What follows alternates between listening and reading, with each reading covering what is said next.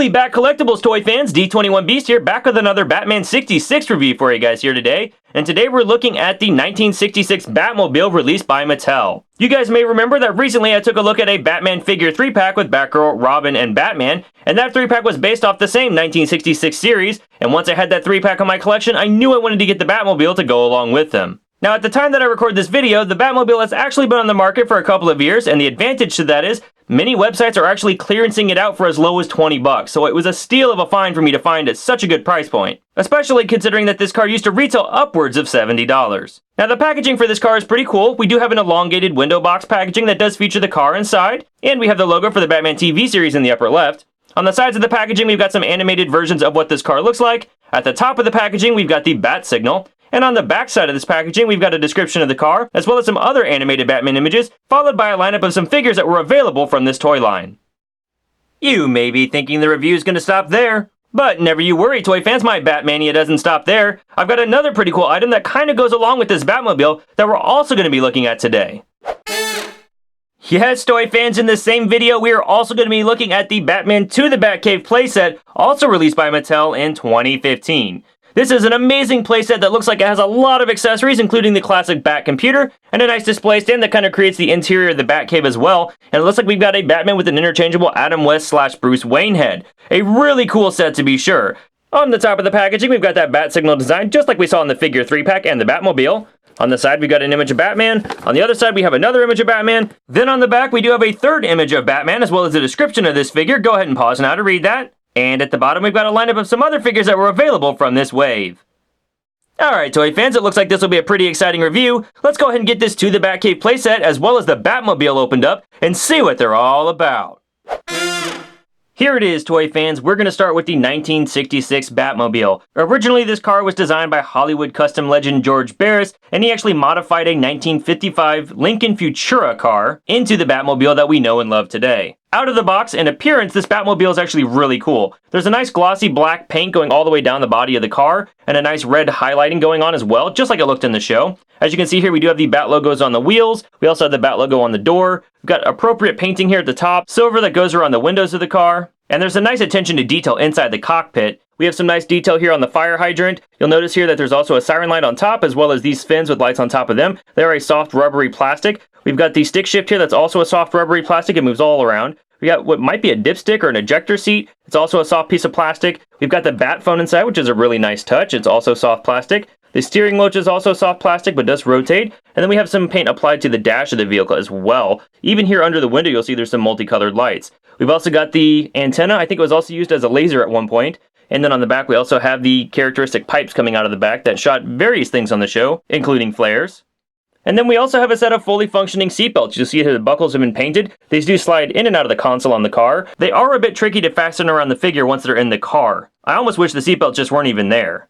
But what I have noticed is that you can just comfortably tuck them into the side panels of the car, and they're basically out of the way and you don't have to worry about them. Batman and Robin do fit in the car as advertised, and it's pretty easy to slide them in and out of the vehicle. They are a more slender style figure, so it's perfect really that this car was made just for them. If you're like me, you're probably wondering what other Batman figures in your collection will probably fit this vehicle.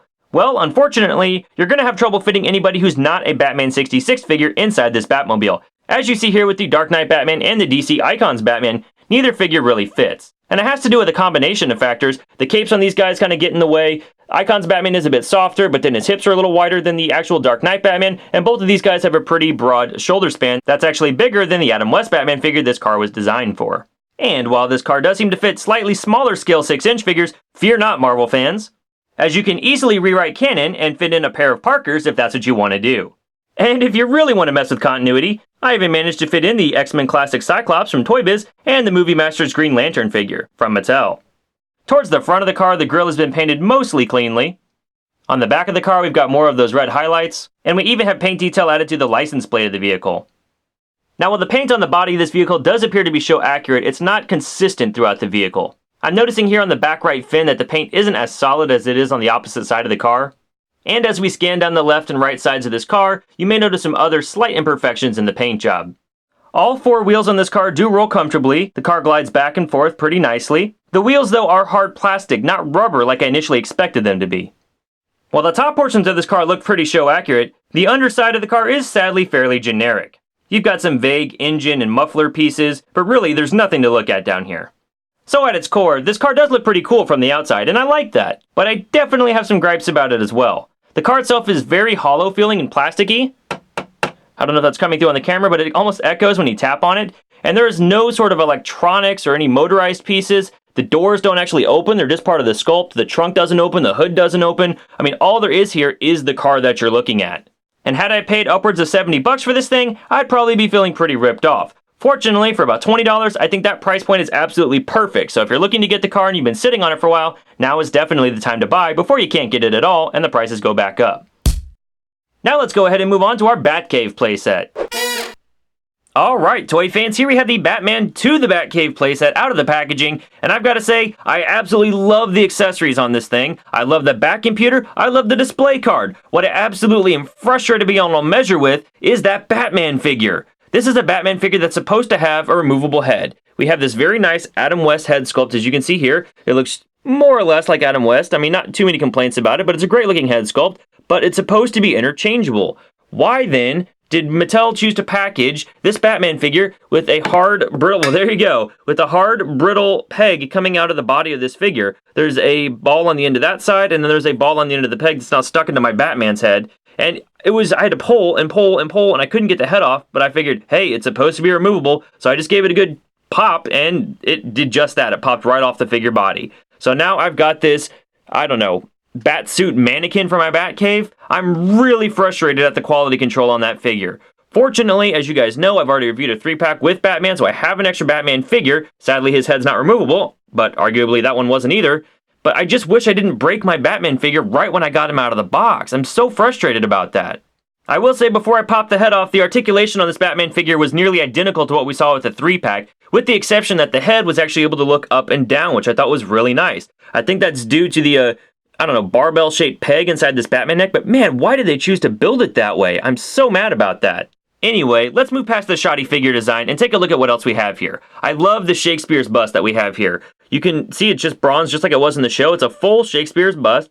And then you can actually flip the head back just like they did on the show. You've got the switch there to activate the bat pulse, and the head closes very nicely. The hinge when I first opened this was a little tight, but after its first movement, it's been moving pretty well for me since then. No complaints there.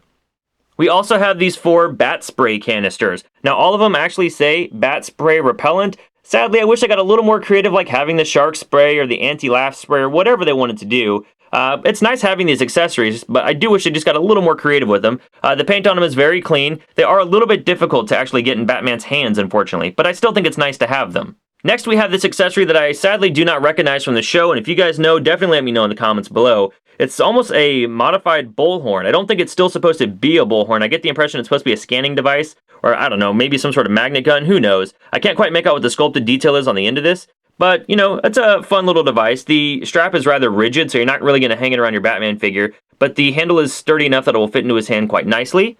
We then have one of my favorite accessories from this set, the Bat walkie-talkie, which we saw several times, both in the Batman movie and in the TV series, and it fits comfortably into the figure's hand. Favorite accessory, I wish we would have gotten 2 of those so I could have my Batman holding one and then put one in Robin's hand, but, you know, it's still nice that we've got that, and the paint detail is very clean on there. We also have a really cool accessory with the Bat phone. As you can see here, it looks just like you remember it looking in the show. It is a translucent red plastic with the black and silver there in the center. There's no cord on the phone, but the receiver does come off, and it's held nicely into the figure's hand. Sadly, without the double jointed elbows, you're never really going to get this phone up against his ear, but it's still kind of cool that it's removable. It's also hollow underneath, so if somebody wants to put an LED in there and somehow time it to blink when the phone's supposed to be ringing, have at it, guys. I'd love to see a custom job like that. I can't do it myself, but I still love that the option's there if you want to. Then we have these 3 batarangs looking just like they did on the TV show, sculpted quite nicely with the ridges in the wings. You'll see there is a hole in the batarang just like it had on the show where he'd put his rope in before he threw it over a side of a building and decided to climb up. Each one of these batarangs is actually in a different state of warpage, I guess you could say, out of the packaging. So they look nice, but I might have to actually bend and flex them a little bit to get them flat again. Still, great that I've got 3 of those, and again, with the figure 3-pack, it's nice that I can put one of those in Batman's hand, one in Batgirl's, and one in Robin's if I want to. Lastly, as far as the hand accessories go, we also have this, I don't want to call it a bat bazooka, I don't think that's what it is, but we have this bazooka-like object with some bat shapes coming off the front, some yellow paint there. There is a permanently curved handle, so the figures with their awkward joints, I guess, can kind of hold it a little bit better. And we have, I guess, a red antenna or what that is coming up. I'm not sure. Again, I don't remember the episode this was featured in, so if you guys know, let me know in the comments below. I'd love to remember. But still, a very nice looking, very 60s style accessory for Batman to be carrying. Then we come to the Bat Computer. Scale-wise, let me go ahead and get this piece of junk out of the way. Scale-wise, I do think it sits well with the height of the figures. As you can see here, it's actually decently proportioned, I think, to the Batman figures. Let's go ahead and pull in Robin as well. You know, typically with sort of Bat Computer playsets that come packed in with figures, if they're not made of cardboard, they're plastic, but they're just a little smaller than they need to be. This, I think, is just the right size, just like it looked on the show. You have stickers here on the front so the figure can actually, you know, manipulate. You can pose them, manipulating the different controls and everything. Would have been nice if those were sculpted, but we have so many accessories here, and at the $30 price point, I'm a little mixed on whether or not we should have had sculpted detail, but I'm not complaining about the stickers, at least. It's very 1960s of them, if nothing else. But a great amount of detail here. If you have any 1960s Star Trek characters, you could probably remove the Bat Computer logo there, or even Green Hornet for that matter, and use it with them. I don't think it would look out of place at all. But on the reverse side of this shelf here, we actually have the interior of Bruce Wayne's study. So you can actually set the bust and the phone on that shelf if you want to. Granted, it's not very show accurate because those weren't really sitting on a ledge on a bookcase. They were kind of on their own desk, but still, it's nice to have the option to display it that way. If the Bruce Wayne head were to work, it'd be great that I could have Batman posed with the bookcase from the study with the phone and the Shakespeare's bust next to him. But that's not all that this thing does. If you look here, you can actually pull open the back of this, and you've got storage for all of the accessories. We have two separate pieces here. I think that's an absolutely great inclusion. So you can keep track of everything. You don't have to make sure they're all in the bag you store it in. Or if you only want to display certain accessories at a time, you don't have to worry about fiddling with where to put the other ones. So a great move there from Mattel. I do like that feature. Lastly, we also have the display card. As you can see here, the display card does feature a stand that says Batman on it and has a picture of the Batcave, a great artist rendering there. It is actually different from the Batman display that I got with the 3-pack. That Batman display actually said BAM and had the bat symbol on the back of it. If we rotate the back of this card, you'll see here that we actually have the interior of the Batman study. And there's an example right there of the way the phone used to sit on the shelf it was on. So I love that the cards are giving us the option to display Batman in his cave or in the study. If you see this set, consider whether or not you already have a Batman in your collection. I don't think $30 is too much to pay for the set with everything you're getting. It is slightly on the steep end, and I'm going to give it a recommendation just for the fun factor of everything you're getting with these figures. But if you happen to find it on sale, all the better. But now that we've taken a look at the Batmobile and the Batcave playset, let's put them all together.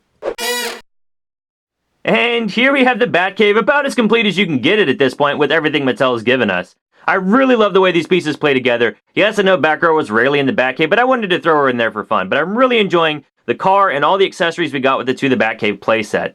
Again, the Batmobile is on clearance on many websites right now, so definitely look into it, guys, if you're interested in that car. There's some really good deals out there right now. The To the Batcave playset that comes with the Batman with a not interchangeable head and accessories. While my figure did break, maybe yours won't, I don't know, just be careful when you buy it, but I do think it's worth paying full retail price, and you can find that on many other toy websites as well. But I think the ultimate way to get these is to get them all together and get that Bat Character 3-pack. And if you guys want to know more about the articulation of these figures and everything involved with that, definitely check that review for more information on Batman, Robin, and Batgirl.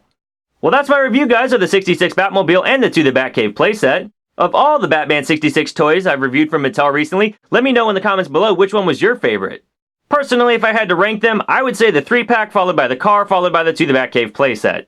Thanks for watching this review. If you like what you saw here, feel free to give me a like and share this video with your friends. Also be sure to hit me up on Twitter and Instagram at D21Beast. And until next time, I'll see you at the same bat time, same bat YouTube channel.